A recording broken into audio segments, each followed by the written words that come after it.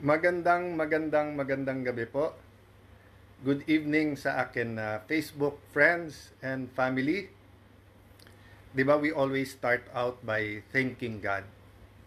Meron po simula nung pagkabata kami, lalo po yung mga um, talagang grabe ang trabaho, lalo pag manual yung trabaho, yung talagang mabigat sa katawan. And also for students, 'di ba, kung pagod sila that week, sinasabi parating, thank God it's Friday.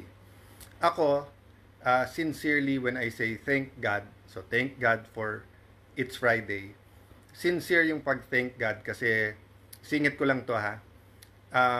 Nowadays, ginagamit natin yung God. Oh my God, di ba ganon?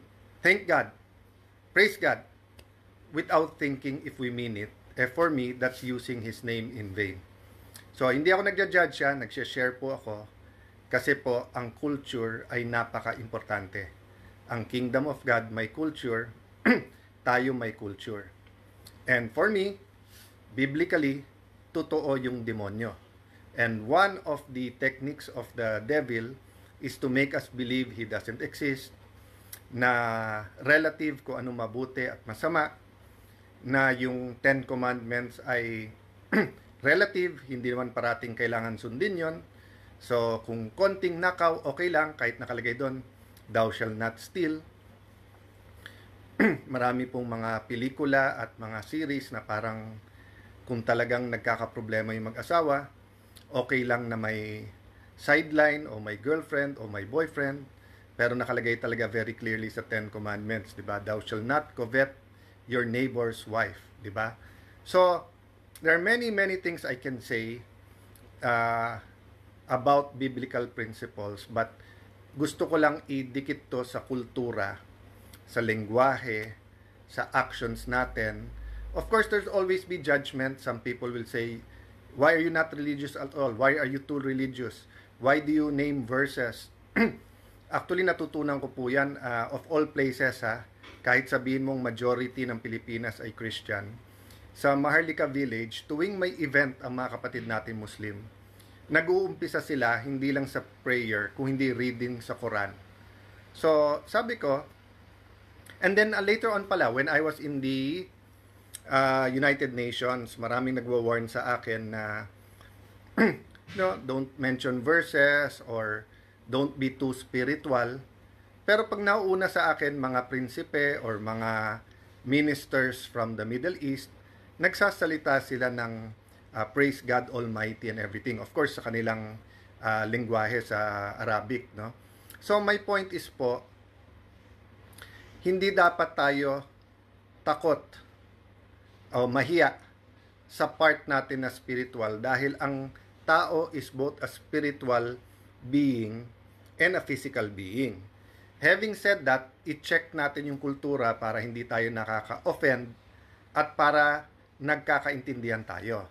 But meron kabilang extreme, di ba? Yung masyadong religious magsalita, meron naman po yung, yun nga, it's more than being secular. Tama ba, Brother Jeremiah? Yung parang yung may nakitang maganda. Oh my God! Wala namang problema doon. Halimbawa, sinabi ng boss mo, malaking promotion. O kaya nag-iipon ka talaga para sa sakyan. Biglang sinabi ng boss mo, dahil very good ka, malaki kinita ng company, binigyan ka ng kotse, sabi mo, oh my God. Pero yung sincerity na kinakausap mo si God na, thank you Lord, oh my God. Pero kung gagamitin lang natin si God sa salita na parang baliwala or as for me di ba, yun ang isang deception ng devil. Sabi ni Sports Gaming Channel, Demonic ka, Senator. You're all welcome sa page natin. Dito sa page natin, hindi tayo nagbabastusan. So, ikaw magsabi kung bakit demonic yung isang tao. Di ba? So, just because you don't like the politics, just because you don't like the sports team, just because you don't like how other people pray, alam mo, once upon a time po, kapag yung singing, yung pong mga African Americans, di ba? Pag medyo may soul yung kanta, sabi nung iba, demonic yon. Yung iba po, nung nauso yung, hindi pa uso yung charismatic, pati sa Catholic Church, sabi nila na disrespectful po yun, etc. So, iba pa yung disrespectful, pero yung iba lumalampas pa, sinasabi pa demonic yon, di ba? So, ang sabi po sa Biblia, ang demonyo po ay hindi pwedeng magsabing Jesus is Lord. Okay? Or that God is God. Kasi nga, naniniwala siya na siya dapat, hindi ang Panginoon. Sabi din po, makikita nyo po ang isang Kristiyano. So, let me address myself to fellow Christians. Pasensya na po kayo. Minsan, ang nag-aaway-away din ay fellow Christians. Kaya nga sabi po nung isa kong matalik na kaibigan na taga Latin America, Christians love each other, but they don't like each other. So, ang point ko po dito, yung sinasabi po, malalaman mo isang Christian sa fruit. Di ba yung isang puno, saan mo nakikilala? Sa prutas niya. Kasi ang saging, hindi mamumunga ng mangga. Ang mangga, hindi hindi mamumunga ng santol. Di ba? Magandang gabi sa iyo, Jovi Orencia. Amen. Linyo Evangelist. Ayan, Evangelist yung kanyang pangalan. Annabel Lopez, good evening. Algina Ursal Pitogo, Mario Pelayo Duhenyo, Pete Valdez.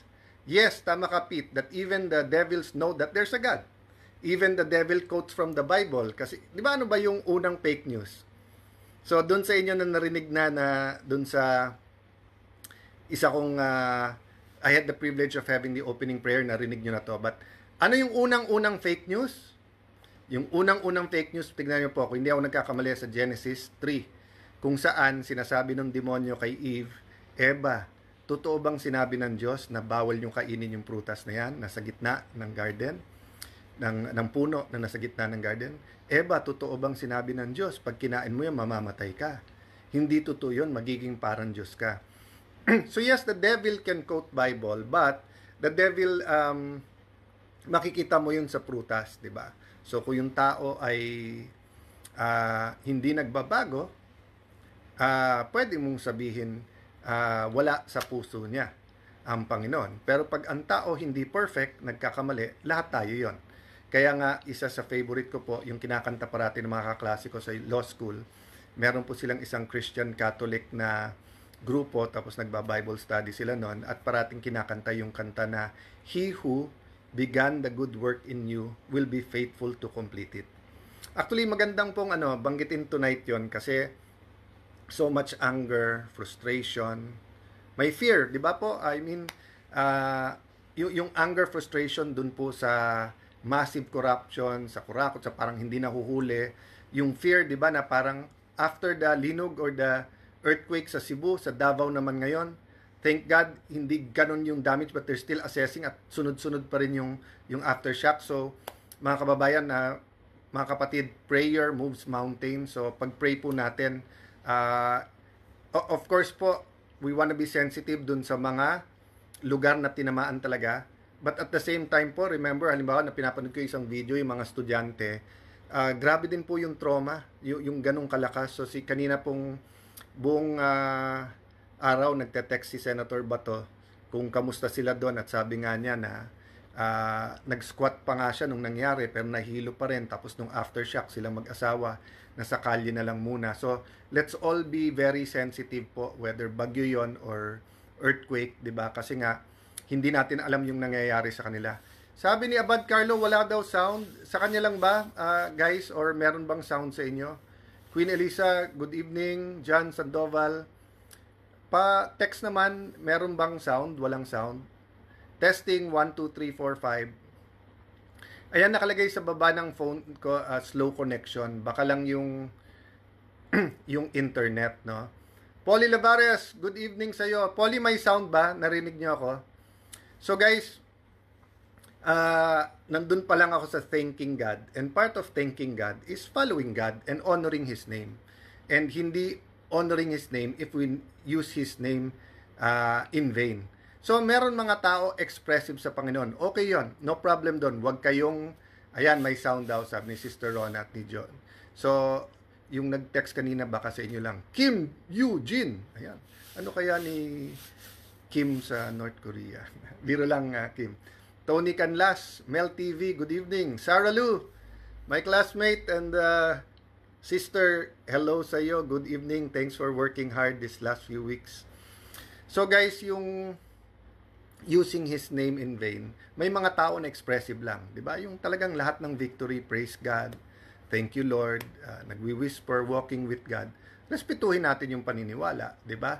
May mga tao na they don't want at all to talk about, no problem. So, respetuhan na lang sa ganon, di ba? But yun nga, sinasabi ko, dun sa atin na sumasabay sa kultura kasi cool to say, oh my God, oh God, oh God, di ba? Tignan nyo lang na mabuti, pakiusap to rather than criticism, di ba, na baka we're using His name in vain na kasi nga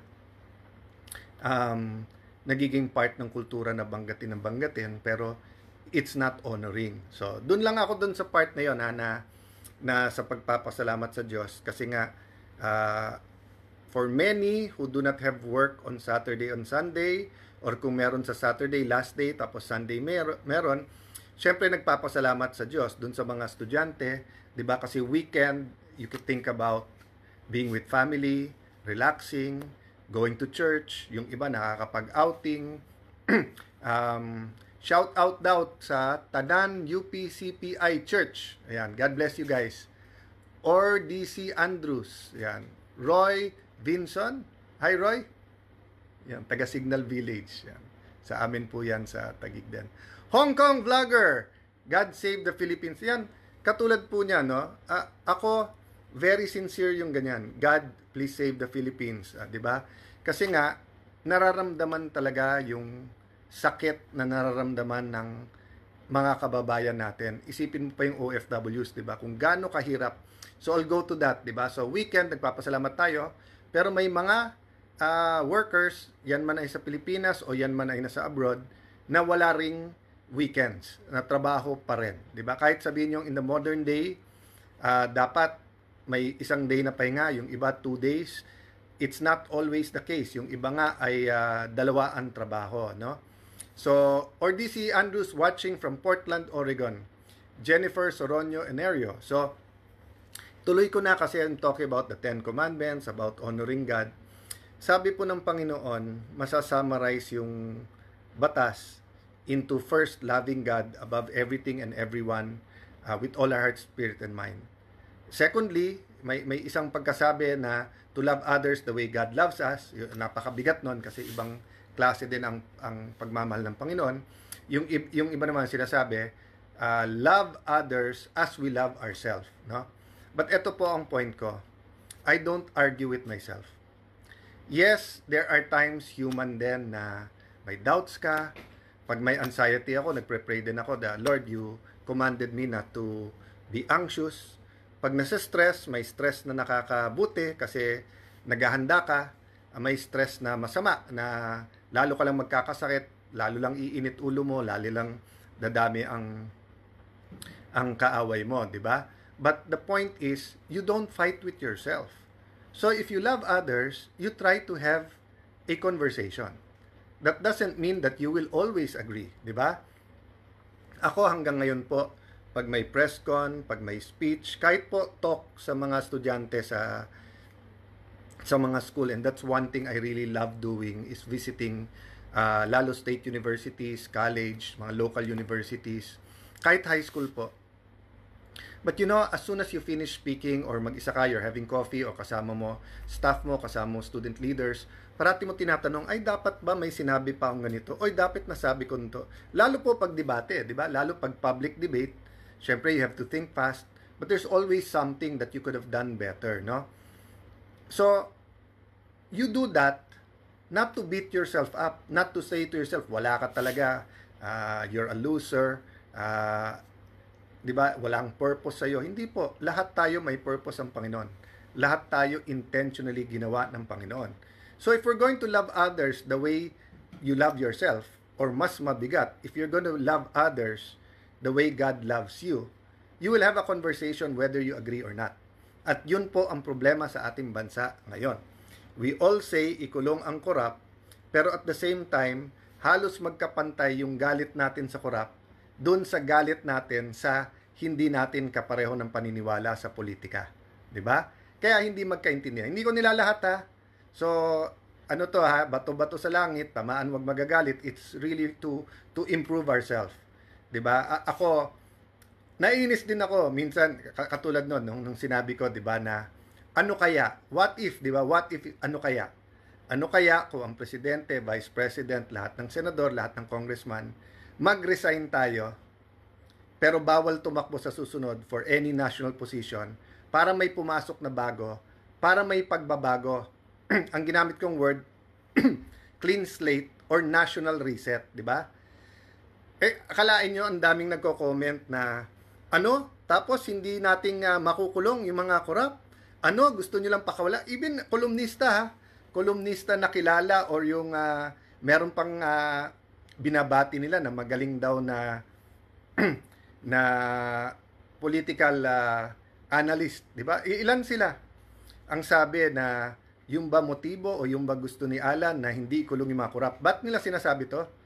Alam nilang mali, ginugulo lang nila yung mga kabataan kasi alam nila ang pinaka galit ngayon ay ang mga kabataan. So, pero tignan nyo gaano kalaking fake news yon. Oh, kayong magsabi ha, sa inyong lugar, kapitan man yan, mayor, governor, congressman, senador, lalo impeachable officers, presidente. Sino mas madaling kasuhan? Yung nakaupo o yung hindi nakaupo? Pero sunod-sunod sila ng fake news hanggang ngayon. Tapos na yung issue na yun, pinopose natin, ayaw ng marami, so move on tayo. Pero hanggang ngayon, may lumalabas. Nilalabas pa rin nila yon. Kasi nga, paninira, hindi pag-uusap, hindi po dialogue. So ako mismo nainis, but I'm still willing. So I look at myself and I say na, sige, let me not be like others na just because kabilang side sila. Pero I will call them out. So iba po yung maging uto-uto tayo. Iba din po yung gayahin natin. So matagal ko pong mineditate on kasi nung una ko palang laban sa Congress, unang dalawang laban, 1998, year 2000, 2005, may nagsabi po, nabasa ko, sabi nga niya, when fighting a monster, ulitin ko when fighting a monster, be careful not to become one in the process. Okay? When fighting a monster, be careful not to become a monster in the process. Di ba? So, nangyayari yan, for example, kung diktador, fascist, communist ang kalaban mo, regime, na kung saan walang human rights, patayan. So, minsan, dahil nga gusto mo ng revolusyon pagbabago, paggising mo isang araw, wala kang kaibahan. Kapareho ka na rin nila. So, ganun po tayo sa debate. Yes, pwede pong magalit, pwedeng sabihin mali yan, pwedeng sabihin kasinungalingan yan. Diba? But, let's still address them correctly. So, ako, I won't fight a lie with a lie. Sabi nga nung iba, do your worst, we'll do our best. But can you imagine that, diba? Lahat na kayo, 1 plus 1 o logic, diba? Saan kayo nakakita, nag-resign, hindi nakaupo, sasabihin nyo, mas malakas pa siya at hindi siya makakasuhan? Or madali, lalo kung grupo yan, ha? Kung sino man ang mga mastermind, hindi lang isa yan, mga mastermind, nakaupo pa yung mga yan. Ilan pa lang ang nag-resign. O, kung mag-resign lahat yan, mas madali, ipakulong, mas mahirap. O, so the same people who are saying, dapat hindi nakakabalik yung mga may kaso. Kasi pag ganyan, may lakas pa sila. Eto nga, magre-resign lahat. But that's not our topic tonight. Our topic tonight nga is that yung national dialogue conversation, nakatali din po yan into loving others as you love yourself, no? So, pasensya na po dun sa mga iba paniniwala at ibang religion. I'm discussing biblical principles po. But, I think halos lahat naman po ng religion ang nagsasabing una, pagmamahal sa Diyos, tapos yung iba, pagmamahal